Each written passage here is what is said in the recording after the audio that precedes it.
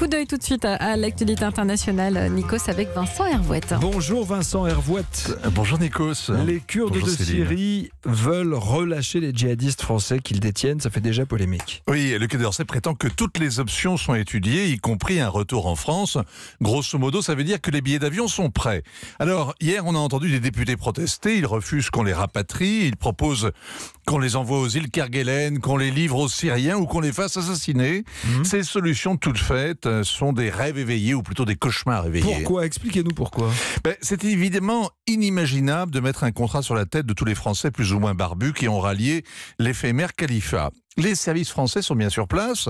Ce ne sont ni des justiciers, ni des tueurs de la mafia. Ils pistent, ils identifient, ils renseignent, ils traquent le gros gibier. Et quand les Américains bombardent, personne ne viendra se plaindre que des Français égarés se transforment en chaleur et lumière. Pas une larme, pas un mot, aucun remords et peu de rapports chiffrés.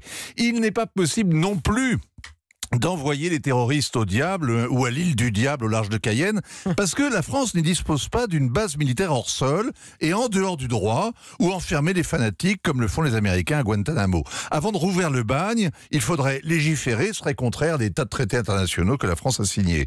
Enfin, les djihadistes arrêtés en Irak ont été abandonnés aux juges irakiens qui les condamnent sans état d'âme. En Syrie, c'est impossible parce que les Kurdes qui nous servent de garde-chourme, comme ils ont servi de fantassins, eh bien, le Kurdistan n'existe pas comme État. Il n'y a pas d'accord bilatéral judiciaire. Et le repli américain remet en cause cette solution qui était pratique, mais précaire et très coûteuse. Et les Turcs sont en embuscade et ils voudraient se débarrasser des Kurdes si jamais les Américains s'en vont. Sur quoi ils travaillent, les diplomates sur place? Le métier des diplomates, c'est de marchander. Alors ça tombe bien, le Kurdistan est un souk.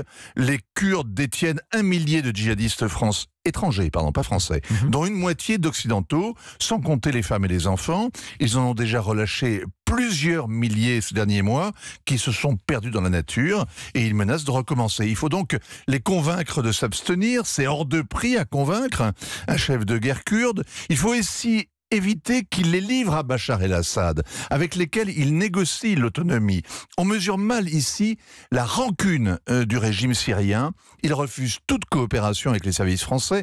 Il pourrait utiliser les djihadistes dans toutes sortes de chantages. Bref, tout ça explique que le Quai d'Orsay soit prêt à prendre les billets d'avion pour une première fournée d'une centaine de djihadistes français. Espérons qu'il y ait des barreaux au hublot.